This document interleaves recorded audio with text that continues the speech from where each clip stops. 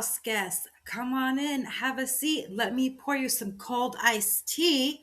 This is House of Chatter.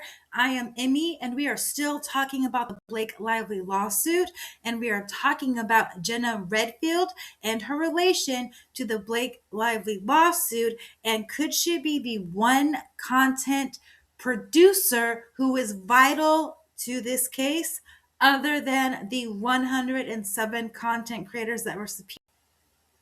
So, who exactly is Jenna Redfield, and what is her relationship to this Blake Lively lawsuit?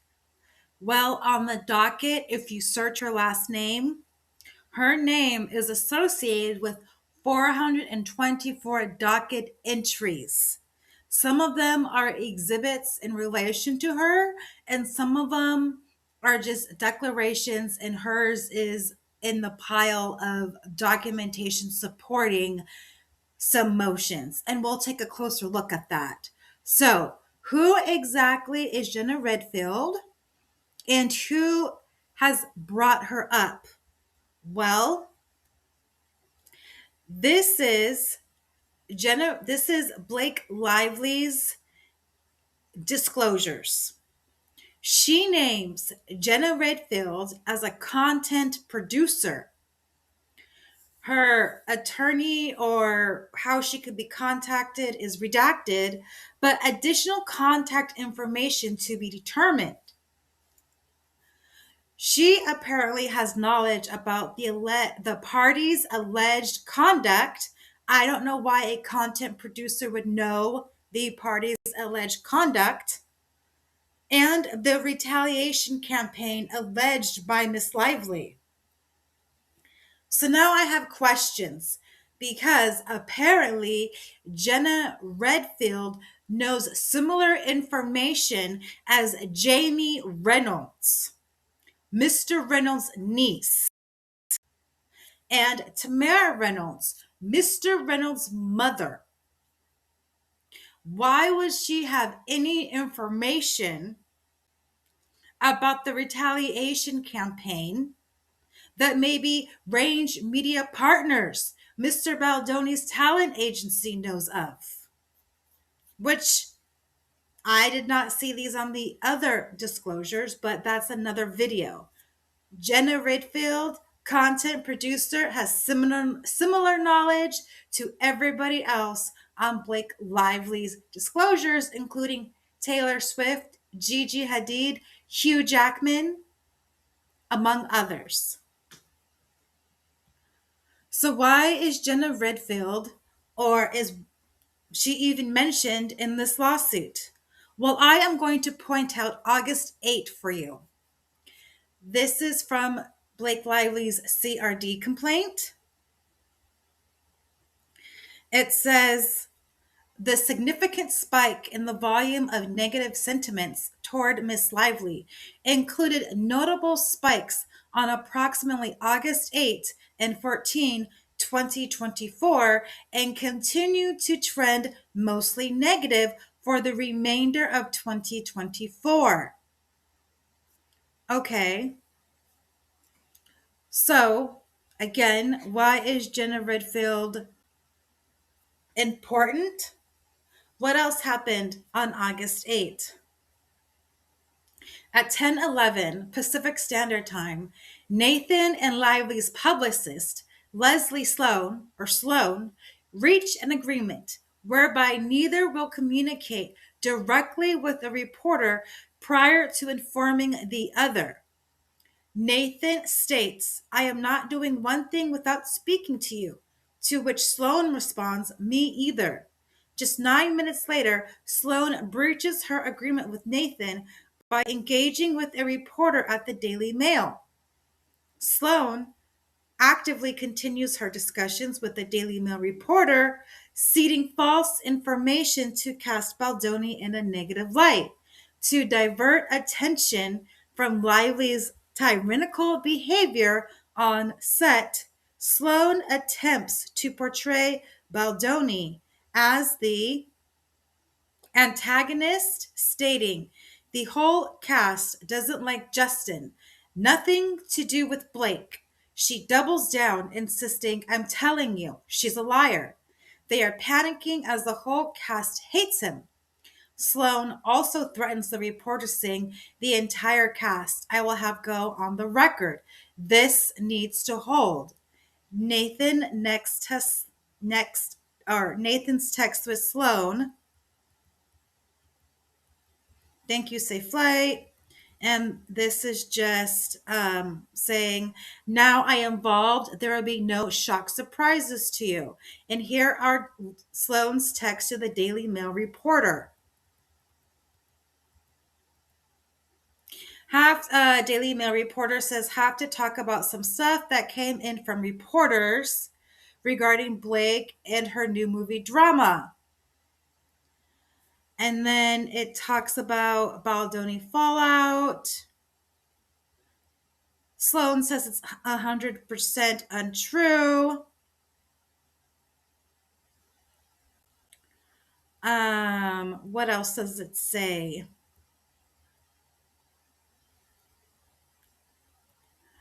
She didn't require script runs, nothing to do with this. She produced the movie and it looks like got a cut. What the fluff is going on? The whole cast doesn't, is that like Justin? Nothing to do with Blake. And so they are talking about it. And then Sloan reiterates, I'm telling you, she's a liar. They are panicking as the whole cast hates him. I promise you, she is lying. This will not look good for your site. And she says the cast will unfollow or will be on the record. But then we have Stephanie Jones inserting herself in the same day, and that is a different matter. Now, where does Jenna Redfield come into this? So August 8th, Miss Abel flagged content to Miss Case, Miss Nathan, and Miss Coslow, Mr. Heath, and Mr. Mitchell, posted by an individual with the username of Jenna Redfield, alleging that something more serious was behind the ends with us drama than was being publicly revealed. And then it gives the exhibit. Miss Case replied that we flagged the creator to Jed and his team as well. Miss Abel flagged 2 other TikTok videos posted by the same creator. Miss Case replied, I'm assuming this is not true in the slightest. This girl is on a very dangerous crusade to more followers. Either way, we flagged to Jed and his team for more serious action on the social side. We'll monitor heavily for any shift in narrative seen based on this narrative regarding, and it says my last days and my other commentary on it. Okay.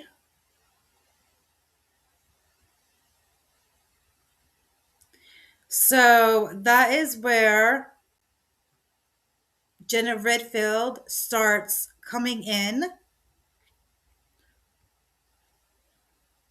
And we see here again, August 8th, 2024, Abel sent a message to Mitchell of Jonesworks, Nathan, Case, and Coslow. And this is Jennifer Abel, or this is referencing Jennifer Abel's declaration. Abel flagged the negative public commentary about Baldoni as part of her employment at Jonesworks. Again, conduct media monitoring. And then it says on August 9, 2024, Abel exchanged text messages with Nathan concerning articles about a rift or feud between Baldoni and Lively, as well as other potential media coverage of the situation. I'm just going to continue this because this is important. As part of her employment at Jonesworks, Abel monitored news outlets for negative publicity and Baldoni and sought to potentially garner public or positive publicity for him. advise on any marketing and campaign strategies to ensure broad messaging is consistent, opportunities are maximized, and the strongest press angles aligned. Okay.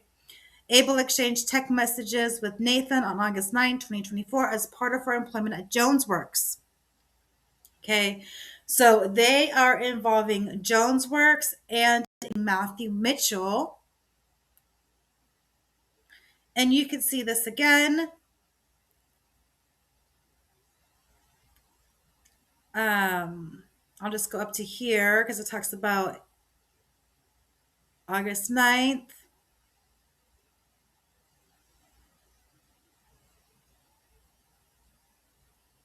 And then August 9, Jones, Chief of Staff Gordon Duron, forwarded to Bidondoni the inquiry from the Hollywood Reporter concerning alleged film-related drama. And this is a response from Abel, I believe, partially disputed to the extent of the inquiry. Wanted to see if Justin has any background info to share from his end or wanted to weigh in on the matter. And this is from Abel's declaration. Abel confirmed to Jones and Duran that the situation was being handled by JonesWorks employees assigned to the Wayfair clients' accounts. And then Abel does not specify who is handling the account. And then I just want to say that everything is about on-set drama here. Okay. And again, here is another August 8th. Jones also knew that JonesWorks employees were monitoring social media activity concerning Baldoni statements. Our online comments from Jenna Redfield. Response partially disputed to the extent Jones knew JonesWorks employee as of August 8th, and this is a declaration, but that Jones did not know that Abel or anyone else was engaged in activities contributing to or amounting to the digital campaign as alleged by Lively in this action.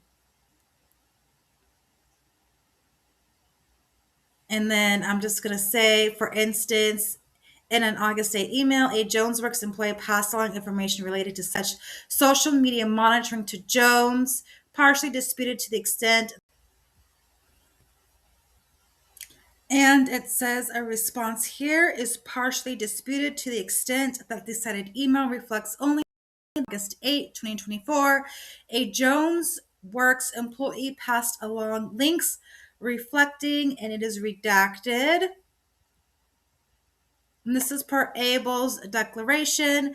It does not show that Jones was providing anything beyond publicly available monitoring, nor that she understood anyone, including Abel, to be engaged in activities contributing or amounting to a digital smear campaign as alive by Lively in this action. And this is, I believe, JonesWorks disputed facts. So this is JonesWorks response to 56.1 by third party Jennifer Abel and counter statement of material facts. And then if we took a look at here, we can still see that TikTok is still a concern. Again, this is Jen Abel's declaration. So this is what they're referring to. It says here, on August 8, 2024, I sent a text message to of JonesWorks, Nathan and Case concerning, again, this is redacted, taking note of or flagging negative public commentary about Baldoni was part of my duties as a JonesWorks employee. A true and correct copy of the text chain is attached as Exhibit 14. Again, we could see that August 9th, there was still talk about a rift or a feud between Baldoni and Lively and other potential media coverage of the situation. So there's There's a rift and a feud. There's nothing uncomfortable yet. August 10, 2024, I exchanged text messages with Heath Mitchell of Jones Works and Case concerning the Hollywood Reporter article and TikTok videos related to Lively and Baldoni. Okay. So she's doing this out of furtherance as a Jones Works employee. Again, TikTok is vital to this case. And Megan Toohey of the New York Times, when a TikTok gossip personality posted criticisms of Baldoni, Jennifer Abel texted, "We flagged to Jed and his team for more serious action on the social side." I'm not sure if they're referring to Jenna Redfield, but Jenna Redfield suddenly became a TikTok content producer because of this ongoing feud, I should say. And Jenna Redfield does comment about the positive stories that Baldoni is getting. So TikTok was part of the monitoring and part of a social combat plan, right?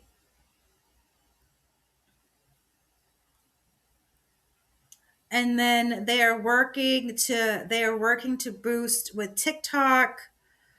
And I'm going to read this because it does. Now we start seeing the uncomfortable comments. So I'm going to say the next day on August 14, 2024, Miss Abel texted, I'll have our digital side boost this. TikTok and the right TikTok, an individual who Miss Lively has never met, respond on social media that Mr. Baldoni made Miss Lively uncomfortable and sad, calling it all nonsense. Okay, so TikTok is now circulating a rumor that Miss Lively was uncomfortable and sad. That is coming out August 14th. Again, Jenna Redfield is mentioned as evidence in the waiver motion for summary judgment. That is her TikTok videos that they are referencing to.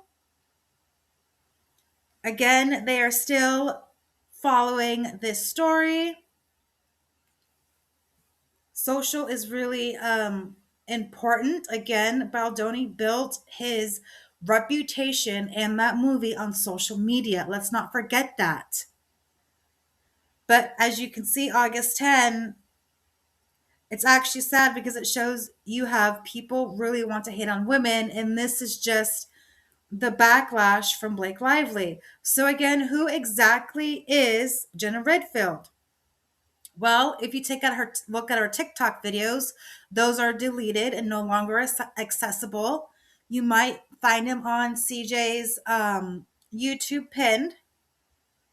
But also, Jenna Redfield wrote a substack about behind the scenes of It Ends With Us.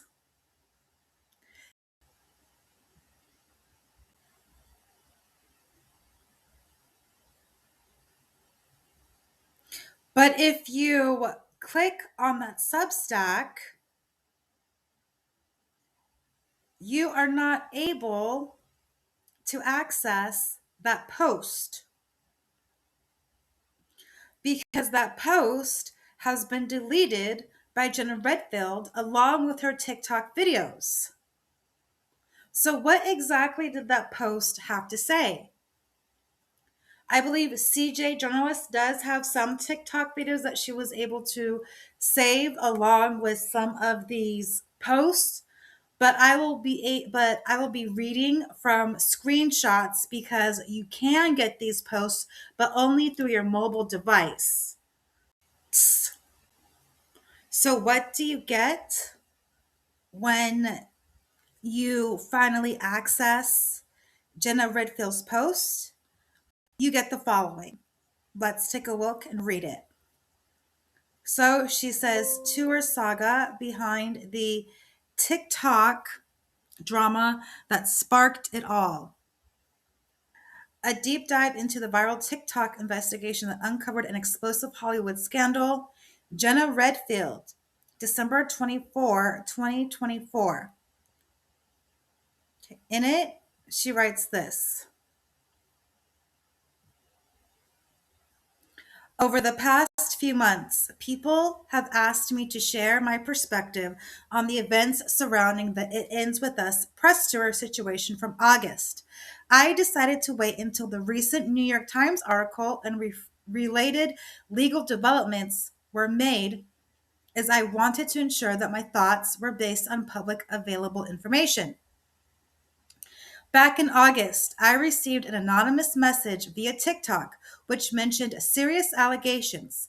At the time, I attempted to confirm the claims with credible sources, but no one directly involved was willing to provide on the record confirmation. As a result, I chose not to discuss the matter publicly until more information was available. Now that these details have been outlined in legal documents, I feel it is an appropriate time to share my personal experience and understanding of how I became involved in the situation. I'll provide some context, walk through the timeline of events, and reflect on my own thoughts along the way.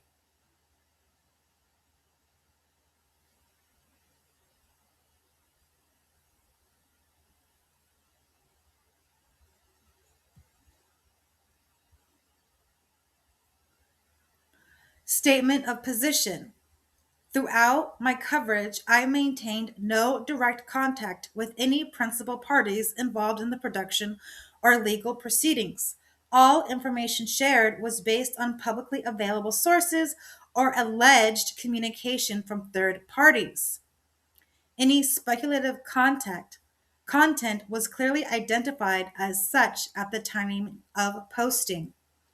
I am making this statement to provide transparency about my role in covering these events. Moving forward, I intend to return my focus to general pop culture coverage and other professional projects. Legal notice. This statement is provided for informational purposes only and should not be considered as verification of any claims or allegations. All matters discussed remain subject to ongoing legal proceedings. Background. I've been a huge fan of pop culture for years, and I've always loved reading and learning about it. A couple years ago, I decided to turn that passion into TikTok content. I initially created a separate TikTok account called Pop Culture with Jenna, but after some time, I thought, why not consolidate everything into one account? Once I made the switch, I started posting about current events and pop culture news on my main account. To my surprise, some of the videos really took off. One even hit over 1 million views. That viral was about Stranger Things, but honestly, I would create content on anything I found interesting. In July, I joined the Creator Rewards program, so I began actively looking for stories that could go viral. One topic that caught my attention was the movie adaptation of It Ends With Us. I hadn't read the book and didn't care much about it at first, but I was intrigued by the casting. Blake Lively being cast seemed odd to me, as did Justin Baldoni. It felt like they were a bit too old for the roles. This casting choice sparked a lot of backlash when it was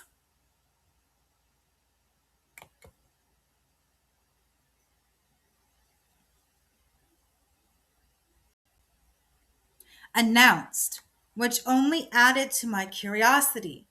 Even though I'd seen behind the scenes content of the movie, I didn't know much about the plot at the time. Blake Lively has been on my radar for a long time. I was a big fan of the Sisterhood of the Traveling Pants growing up. While I didn't watch much Gossip Girl, I knew she was the star of the show. As a proud Swiftie, I also knew her through her friendship with Taylor Swift, and of course, I always loved her husband, Ryan Reynolds. I was familiar with Justin Baldoni. I'd listened to his podcast, Man Enough, seen a few of his movies, and admire his work, especially his connection to Minnesota. He filmed a video here with Zach Sobich, which really resonated with me as a Minnesotan. Being a fan of both Blake Lively and Justin, I was genuinely excited to see what they'd bring to the movie when it finally came out. Start of the timeline, August 6th. I didn't know the plot of the film, and so I wasn't that invested. And then I was looking for a new TikTok idea, so I scrolled Instagram and I found one of Blake Lively's posts. All of a sudden, I kept seeing the question, "Where's Justin? Where's Justin?" in the comments, and I hadn't seen any articles about this yet or anything. I was just seeing a few Instagram comments and thought, that is weird. I haven't seen him in any of the press. I've always been a film junkie. I went to film school, but also am a marketer. So I was like, this the weirdest press tour I've ever seen. So then I started watching some videos about the press tour and realized Justin wasn't many of them at all. So that night, I decided to make a TikTok about it. And I showed the screenshots of the Instagram comments that I'd seen and asked what was going on. So if you look back at the very first video I made about it, you'll see that I just screenshotted Instagram comments, asked questions about it, and then I went to bed. I always go to bed being like, who knows what will happen in the morning? When I wake up, maybe it'll do well, maybe not. August 7. I woke up one morning to find that a video I posted had garnered a couple 100,000 views. I realized there was significant interest in the topic and decided to look further into it to see if I could find any additional information. That's when I came across Liz Plank's Instagram stories. For context, Liz was one of the co hosts on the Man Enough podcast and had attended the premiere of the film. As I watched her stories, I noticed something unusual. Justin wasn't mentioned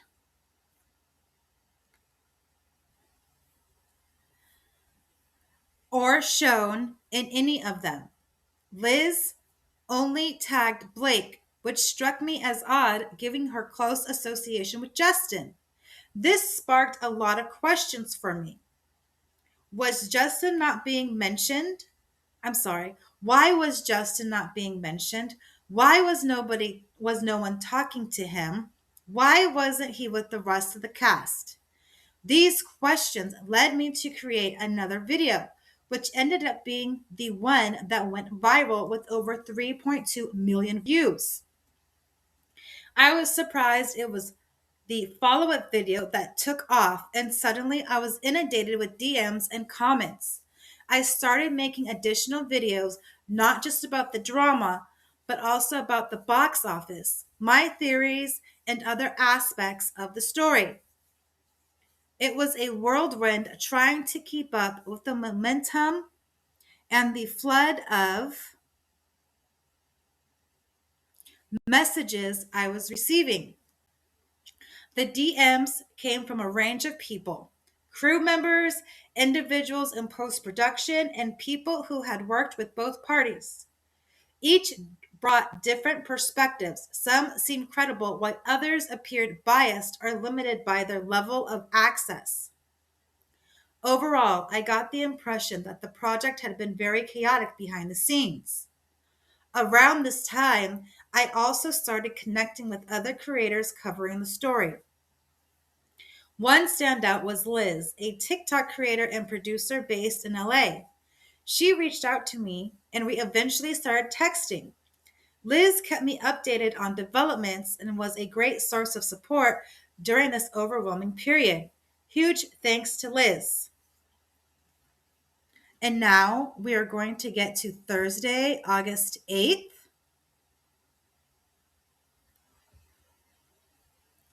Many of the messages and comments leaned heavily against Blake, but what stood out to me was the surprising number of supportive comments about Justin.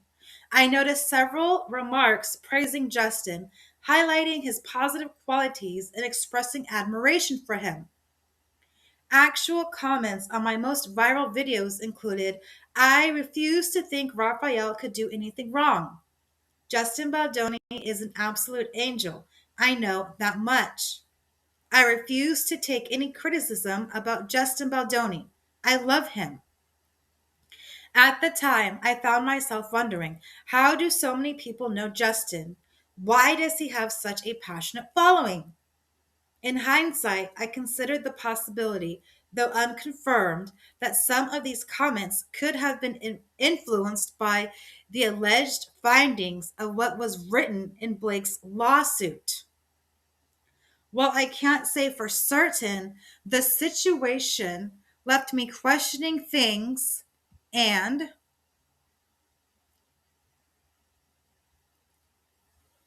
feeling uneasy. It all felt off.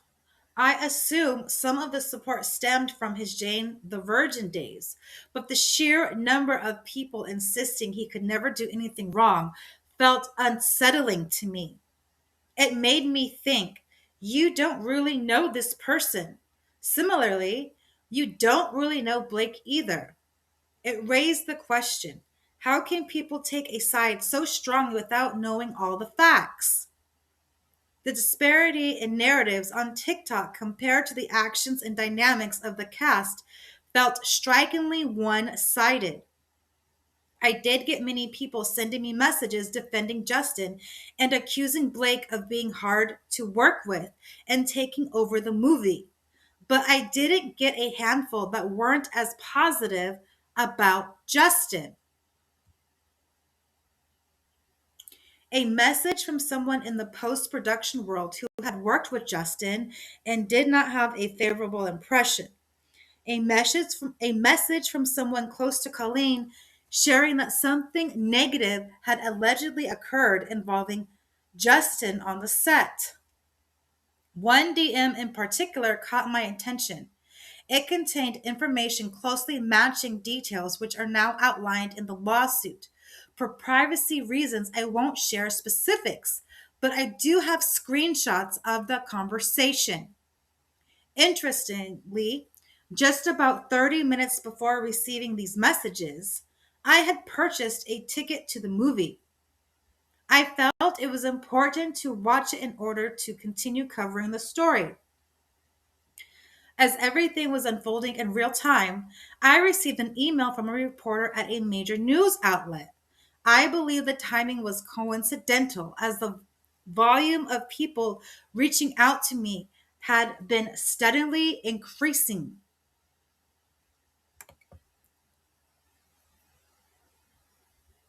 When I spoke with the reporter over the phone, I approached the conversation cautiously. I made it clear that the information I was sharing was unverified and merely allegations that had been shared with me. While I didn't feel comfortable providing screenshots of the DM, I relied the general content verbally so the reporter could investigate further. Throughout this process, I was focused on ensuring that any claims were treated responsibly and not presented as fact without proper evidence. The reporter seemed surprised by the information and assured me they would look into it. I felt a sense of relief knowing that a professional with access to resources and journalistic standards was now investigating the matter. It lessened the weight of responsibility I had been feeling, as I know verifying such claims was beyond my capacity as a content creator. Over the following days, it became clear that no one directly involved in the situation was willing to speak on the record. The reporters kept me updated, explaining the difficulties they faced in corroborating the allegations.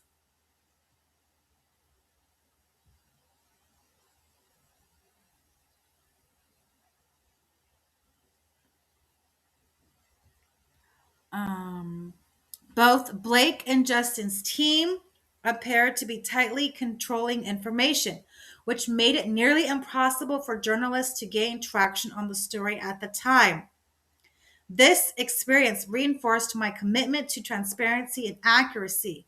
I intentionally refrained from presenting the allegations as anything more than unverified claims and waited to see if those with more resources could confirm them. My goal was always to seek the truth while maintaining ethical standards in how I approach sensitive information. At that point, I realized I couldn't share the DM publicly.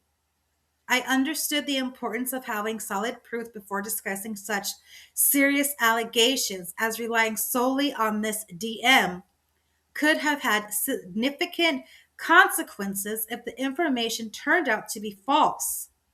I was deeply aware of the potential legal and ethical implications of sharing unverified claims, including the risk of defamation. Although I could have chosen to break the story on TikTok, I recognize that doing so without verification would have been irresponsible. The fact that two major outlets, after reviewing the information I provided, chose not to publish anything further reinforced my decision to wait. It was clear that this situation had complex implications, and rushing to share incomplete or unverified information would have not served anyone involved.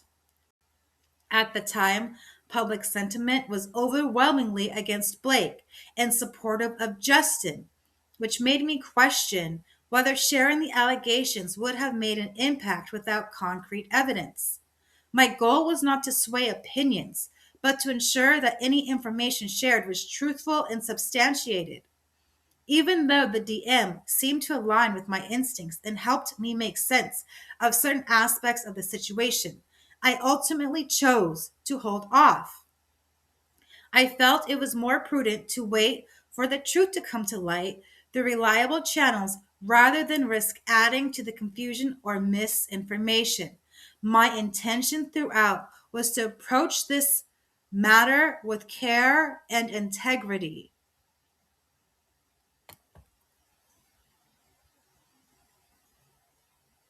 I saw the film that night knowing all of this.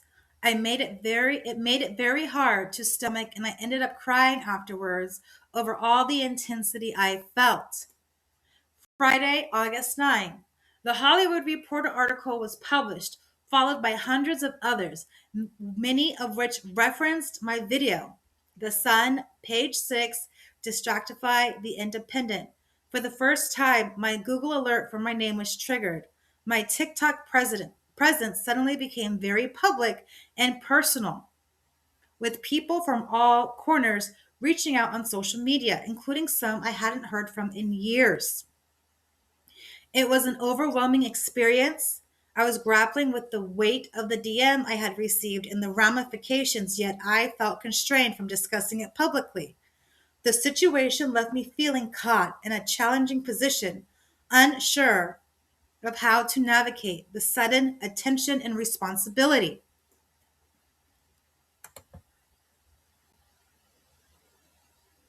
Saturday, August 10th and 11th.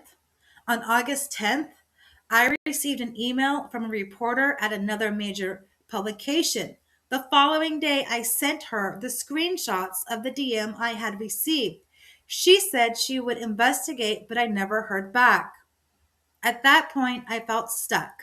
I had this alleged information, but without being able to verify it, and with reporters also struggling to confirm the details, I couldn't provide any concrete conclusions in my videos. Instead, my updates ended up with vague statements like, "stay tuned for more." While I hoped the DM wasn't true, it inevitably influenced my perspective on the situation, which now it seemed to explain the actions of everyone involved, at least in my mind. By, by then, the stress was taking a toll on my mental health. My birthday on August 11th arrived, but I was physically and emotionally drained from the whole experience. It felt like I was constantly in fight or flight mode. I celebrated my birthday quietly with a small group of friends and tried to refocus on other aspects of my life.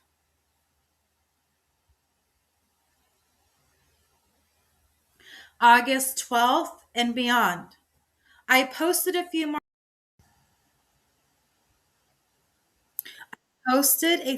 TikToks during this time, referencing publicly available articles that mentioned Blake feeling uncomfortable. I used these articles to highlight that there seemed to be tension or issues worth noting. While I didn't directly reference or disclose the content of the information I had received, I had acknowledged that my intention may have been to allude to it indirectly. I was careful to base my comments on public information rather than making any unverified claims for fear again of any legal action if down the road what I believed was not true. I ended up stepping back from TikTok entirely for a month, giving myself some space to process and recover. August 16th, YouTube Brett Cooper shared a video about the story, including a clip from one of my TikTok videos. A few friends out to let me know after seeing her video, which garnered 2.5 million views. At the time, the attention felt overwhelming. And even hearing people discuss the situation brought up a lot of difficult emotions for me. And the months that followed, when asked about it, I would simply say that I might share the full story someday. Now, after taking the time to process and reflect on the experience, I feel ready to share my perspective. Saturday, December 21st. Months later, I woke up to texts and articles reporting that Blake had filed a lawsuit against Justin. Multiple people forwarded me the New York Times article and others detailing the case. As I read through them, I noticed that some of what I had previously suspected seemed to align with the details in a lawsuit. The lawsuit included one of the DMs I had received and shared on TikTok.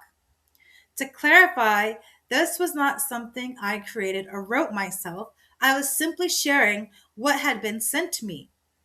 Blake's team used this as proof that Justin's team was tracking any remotely negative posts about him. For me, this marks the end of my involvement in the story. I plan to step back and let things unfold as they will. While there's likely more to come, I no longer wish to be a part of the discussion or to have this define my presence in the public eye. TikTok's role in the story. What started as a simple observation about Instagram comments quickly transformed into something much bigger. Largely due to TikTok's unique ecosystem, I've spent a lot of time thinking about how the platform itself shaped the story's trajectory. The algorithm's impact. When my follow up video hit 3.2 million views, I witnessed firsthand how TikTok's algorithm can amplify a story beyond its original scope. What began as a straightforward question about Justin's absence from press events snowballed as the algorithm pushed my content to millions of viewers, many of whom had no prior context about the situation. Each view, like, and comment fed into the algorithm, creating a feedback loop that kept the story at the forefront of many For You pages. The pressure of the creator rewards program definitely played a role here. As I mentioned earlier, I had just joined in July, so I was actively seeking trending topics. This situation hit right as I was learning to navigate content creation as a potential income source, which added another layer of complexity to my decision making process. Looking back, I'm sorry, the comment section echo chamber. Looking back, I noticed how the comment sections of my videos became their own ecosystem. Early comments often set the tone for subsequent responses. When those initial comments were heavily pro Justin or anti Blake, as many were, it created a sort of echo chamber. New viewers would arrive at the video, see these comments, and their perceptions would be influenced before they'd even fully process the situation. This relates back to what I observed about the surprisingly passionate defense of Justin in the comments. TikTok's format encourages quick emotional responses rather than nuanced discussions, which might explain why so many people felt uncomfortable making absolute statements about people they'd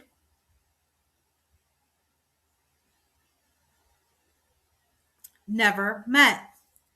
Platform limitations and responsibilities. One of the biggest challenges I faced was trying to cover this story responsibly within TikTok's format constraints. How do you convey the complexity of a developing situation in videos that typically need to be under 3 minutes to perform well?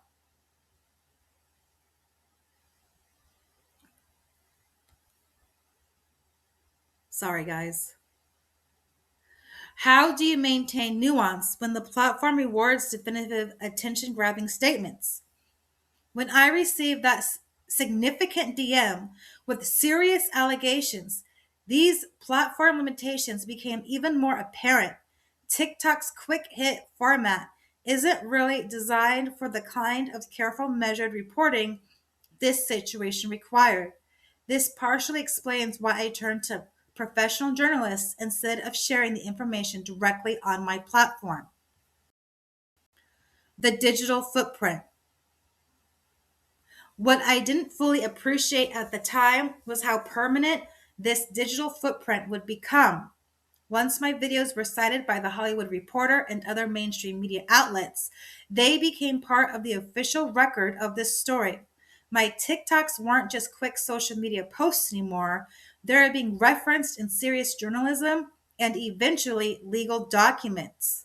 This presence adds weight to what might otherwise seem like casual social media commentary.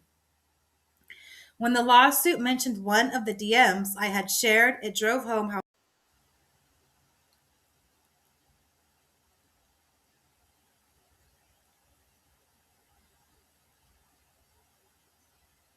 When the lawsuit mentioned one of my DMs I had shared, it drove home how social media content can transcend its original context and platform limitations to become part of larger narratives.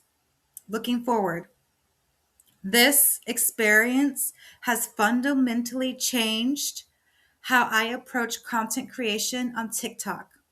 While the platform's ability to rapidly spread information can be powerful, it also requires careful consideration of responsibility and impact. As I move forward with pop culture coverage and other projects, I much more mindful of how TikTok's unique characteristics can shape narratives and influence public perception.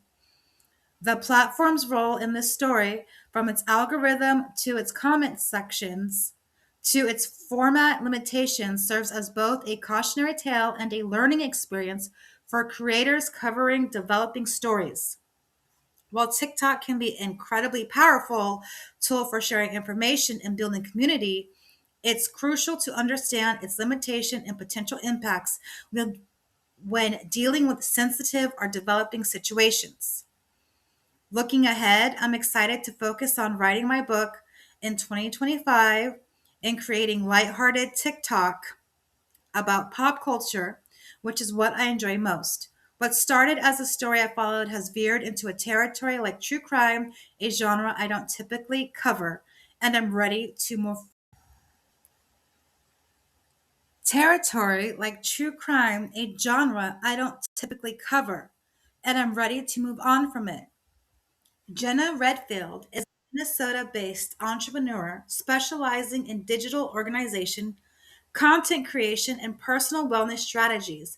As a Notion ambassador, she offers templates, courses, and coaching to help individuals streamline workflows and boost productivity. Jenna shares her expertise on TikTok, YouTube, and her podcast, Optimization Toolbox, where she explores ADHD friendly productivity and content creation strategies with an upcoming book on digital organization and personal optimization. Jenna is a DM purportedly from Jenna Redfield or from Jenna Redfield and possibly Liz Plank. That is a rumor. I can't substantiate who she is talking to, but in it, this looks like it's a Instagram post. It says Jenna Redfield. I still can't believe that happened either. I thought I was just pointing out a PR moment. I didn't realize I was stepping into what become one of the biggest Hollywood scandals in recent memory. Talking about movie marketing is one thing. Talking about the potential downfall of two of the most powerful people in the industry, that's another level. It was never what I wanted to be a part of. I didn't expect that video to spark what it did. When things got overwhelming, I stepped away from my own well being. I couldn't carry that weight. Others picked up the story and continued with it when I didn't want to be involved anymore. Watching it all unfold from a distance has been surreal. A true butterfly effect. One moment, one post echoing far beyond anything. I still believe the truth will rise, and I'm at peace knowing I walked away when I needed to. Full story through December on my Substack. So she used Substack, but also she also posted this on 12/21/2024. This looks like an Instagram post. It says Jenna Redfield, the wait is over, and I'm so happy this story is finally over. When I first started making the story, it was very lighthearted, but quickly took a dark turn. I received information in August that Blake and Ryan were accusing Justin of sexual harassment and sent it to multiple newspaper outlets to validate the story. But nothing came of it.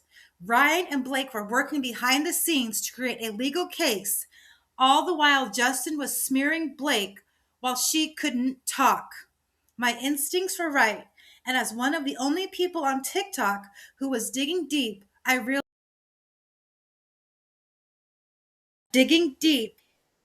realized that I was very close to the truth. You can look back and see the point which I realized Justin was the one in the wrong here.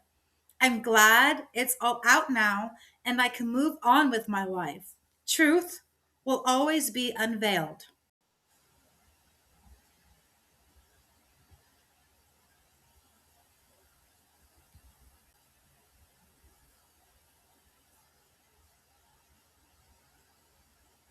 Have Hugh Jackman, who has been on a press tour with Ryan for the past couple months. This almost feels like an extension of the Deadpool and Wolverine promo tour. If you look at Justin's Instagram story, it's only pictures of himself on the red carpet with his wife. She's stopped doing interviews alone, and then a group shot, and that's his podcast co-host. Speaking of that, something's going on with these two as well. These two are the co-hosts of the Man Enough podcast. Now, Liz was at the premiere last night. She's only tagging Blake Lively. There's no mention anywhere of Justin.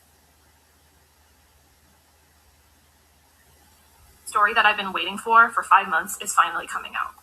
and it was in the New York Times today. I highly recommend reading this article. As you guys know, I went viral in August for talking about this story and digging deep into what was actually going on behind the scenes. And it ended up taking over my life for like a week. And in this article, basically, Blake Lively accuses Justin not only of sexual harassment, but also a smear campaign. Now, I'm going to be honest and say I got a lot of DMs that were bashing Blake. And I don't know if those were from his team or what, but I also got one lone DM that told me what really happened behind the scenes. I have not shared this DM, but a lot of it is covered in this article. So I felt like it really just covers a lot of the stuff that's in this. I'm really glad that this is over, but I wanted to show you guys specifically a part of the article that shook me to my core. This quote made me stop in my tracks. It says, when a TikTok sleuth started asking questions about Mr. Baldoni, Ms. Abel texted that this girl is on a very dangerous crusade. I truly believe this is about me because at the time I was getting a ton of views, a ton of information, and I started changing my tune about Mr. Baldoni. I saw through the smear campaign again.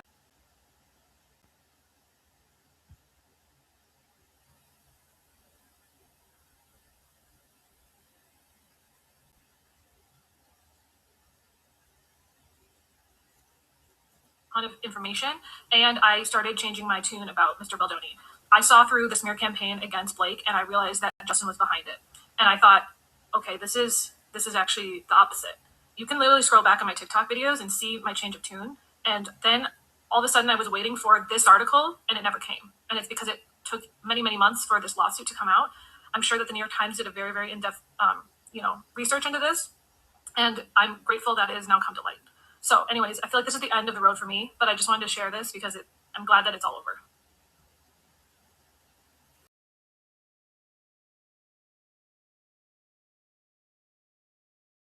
The bottom of the Blake Lively lawsuit, or did Blake Lively say side plant stories, or even worse, did they actually commit defamation? Now, the question is, what does Wayfair have? And considering that Wayfair has used Jenna Redfield as a support for their motion in summary judgment, did Blake Lively name the wrong content creator? Or was this content creator part of Blake Lively and Ryan Reynolds' plan in hopes to take over the movie for a sequel? Of course, this is all alleged. Please comment.